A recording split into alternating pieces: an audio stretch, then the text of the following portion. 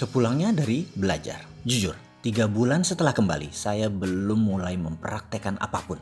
Belief system saya tertabrak-tabrak. Pertanyaan, nasib kita yang menentukan? Sementara saya punya keyakinan nasib ditentukan Tuhan. Sebuah tabrakan belief system. Saya belum bisa menerima. Kalau saya tidak terima, maka saya harus menerima kondisi saya sekarang, berhutang dan hidup susah waktu itu. Memulai sesuatu akan terbawa putaran yang sama. Memulai yang baru harus merubah belief system. Ini pengalaman saya dan mungkin hanya terjadi pada saya. Saya juga teringat sebuah pelajaran dasar. Salah satunya pelajaran meng-cancel doa. Dalam sebuah sesi di sana ada pelajaran untuk berpikir dan berdoa yang tidak boleh di-cancel. Seperti detailnya ada juga di dalam video Road to Billionaire, karya saya terdahulu. Baik, sekarang kita beri contoh seperti pengalaman saya di dalam kelas waktu itu. Saya diperintahkan memohon. Waktu itu saya disuruh memohon kepada Allah untuk memberikan uang 1 miliar pada akhir bulan ini. Saya manut, saya berkata, "Ya Allah, saya meminta uang 1 miliar di rekening saya pada akhir bulan ini." Lidah saya mengucap, hati kecil saya berkata, "Mungkinkah?" Dan perkataan di hati kecil tersebut, di pelajaran tersebut, saya peroleh artinya meng-cancel doa. Hal itu membatalkan doa. Kita tidak boleh mempertanyakan doa yang kita buat sendiri karena itu artinya meng-cancel. Dalam membuat permohonan, sekali lagi kita tidak boleh cancel. Percaya utuh, setiap keraguan harus dipanjatkan lagi permohonannya. Ulangi lagi karena permohonannya kita cancel sendiri. Ribuan kali saya coba, ribuan kali saya cancel. Belief system saya belum terima. Masa sih kok gitu doang? Emang bisa? Dari mana caranya? Dari mana uang datang ke saya?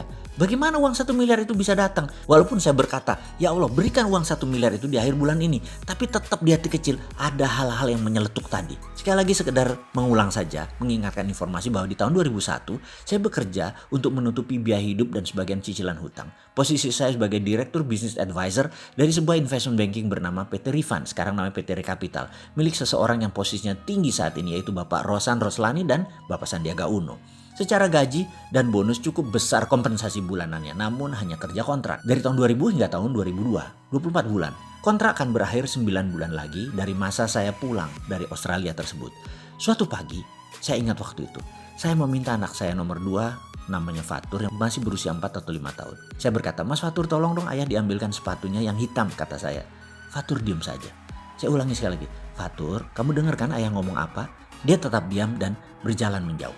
Suara saya, intonasinya saya tinggikan, intonasinya menekan, dan dia diam menunduk. Emosi saya terpancing. Ini anak kok gak nurut sih, kata saya dalam hati. Saya berjalan ke arahnya, gerakan marah terpancar di wajah saya. Matanya menatap saya tepat di mata saya. Agak ketakutan ekspresi wajahnya. Saya kaget. Loh, kok dia takut? Saya berkata dalam hati. Langsung saya berlutut sejajar mata saya dengan mata dia. Dan ini adalah metode dasar psikologi mendidik anak, di mana mata sejajar menunjukkan kesetaraan, kesederajatan. Kalau atas bawah, anak di bawah, orang tua di atas, bola mata anak yang pupil hitamnya di posisi atas, ini dia dalam posisi sangat sugestif. Membuat posisi orang tua otoritatif dan si anak menjadi inferior. Di kondisi saya dan Fatur, kondisi tersebut tidak boleh. Saya lagi marah, Fatur lagi takut. Jadi langsung saya sejajarkan sehingga dia nyaman karena merasa sederajat. Saya ubah ekspresi saya datarkan suara saya. "Nah, tolong ambilkan sepatu ayah ya sayang." Kaki saya dipeluknya. Bahasa tubuhnya saat itu yang saya rasakan adalah dia tidak mengizinkan saya berangkat bekerja. Kembali saya tersentak. Tadinya mau marah, namun signal yang diberikannya cukup kuat. "Jangan pergi ayah. Ayah belum memberikan banyak rekening emosi ke saya," kata Fatur. Itu yang saya dapat. Rekening emosi saya kurang kepada Fatur. Lama saya menatap wajahnya. Tiba-tiba saya putuskan, "Baik, ayah tidak bekerja hari ini. Kamu mau apa sayang?" Kemudian dia berkata, "Ajarin Mas Fatur naik sepeda roda 2 ayah, terus kita main layang-layang. Boleh nggak?" Pintanya dengan lagak yang lucu sambil memiringkan kepalanya. Saya mengangguk. Saya telepon sekretaris saya, Siola, "Tolong bilang pada Pak Rosan, saya tidak masuk hari ini, saya off." Seharian saya ajari Fatur naik sepeda roda 2. Sorenya kami bermain layang-layang. 7 jam sangat padat berkualitas setidaknya menurut saya. Malamnya dia memijit-mijit bagian tubuh saya. Nikmat sekali rasa di hati saya ini. Tiada tara rasanya.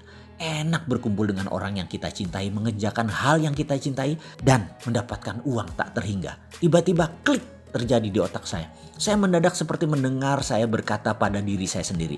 Katanya ingin punya anak yang soleh. Kok ngaji diajarin orang lain, belajar sepeda diajarin orang lain, belajar baca tulis, diajari orang lain, bagaimana rekening emosi bisa tumbuh. Bukankah dulu pernah mengatakan bahwa kalau setiap sel dari anak yang tumbuh, saya ingin memiliki andil terbesar agar di kemudian hari tidak ada sesal. Sementara faktanya setiap hari sibuk. Pagi berangkat anak belum bangun, pulang anak sudah tidur, ketemu di kala weekend sudah kecapean pengen istirahat. Anak tahu-tahu tumbuh membesar dan membesar tanpa ada kontribusi saya apa-apa. Saya terhenyak. Lalu saya putuskan seketika itu juga tanpa pikir. Cikar kanan, vaya kondios, kita bakar kapal.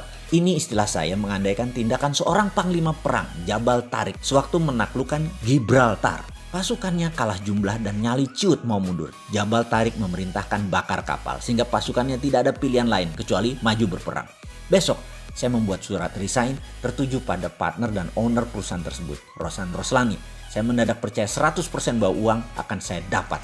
Dan uang dapat dari manapun. Tanpa usaha yang banyak, saya tidak pernah meng-cancel. Utuh saya percaya permohonan kepada Tuhan tersebut. Entah mengapa, tapi saya percaya. Saya semangat sekali. Lalu hari berlalu tanpa ada yang istimewa. Herannya, orang modern seperti saya tidak banyak bertanya-tanya. Enjoy total, benar-benar seperti orang aneh. Gak mikir belas. Sore itu saya menyiram bunga. Di luar kebiasaan, saya tidak pernah menyiram bunga. Tahu-tahu sebuah motor menghampiri, pengemudinya menggunakan helm, berkaca gelap. Saya tidak tahu siapa dia. Sore bapak, katanya membuka helm. Rai Sahanaya rupanya. Dia orang Ambon, tetangga saya, tinggal berjarak 3 rumah di sebelah. Dia mengontrak di sana. Kemudian dia berkata, begini bapak ada uang 10 juta kah? Katanya dengan logat Ambon yang kental. Maksudmu? Begini bapak, beta mau jual semua barang di rumah beta bapak. Beta jual 10 juta bapak, termasuk motor baru ini bapak. TV, kulkas, AC, kontrakan rumah, semua bapak ambil. Boleh kah? Wah Rai, jujur uangku hanya 6 juta, itu pun buat bayar besok hutang.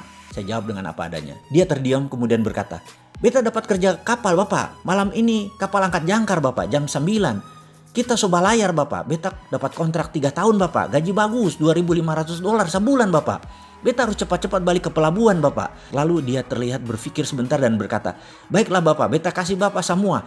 Bisa kasih 6 juta sekarang kah? Ada, saya menjawab. Saya masuk ke dalam, 1 menit kemudian saya berikan uang 6 juta. Dia senang sekali, giginya yang putih berkilat tak pernah hilang dari bibirnya. Rai menandatangani tanda terima 3 lembar kwitansi kosong untuk motor dan kunci kontrakan. Bawa koper berangkat pakai ojek.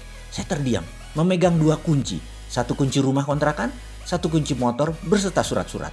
Saya ke kontrakan yang lebih luas sedikit dibandingin rumah kontrakan saya. Cukup rapi untuk seorang bujangan.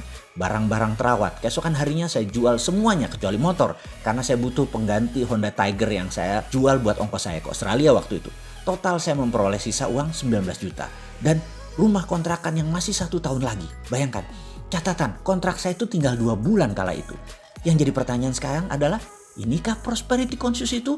Apakah servo mekanisme saya sudah benar, yang jeleknya sudah terbuang?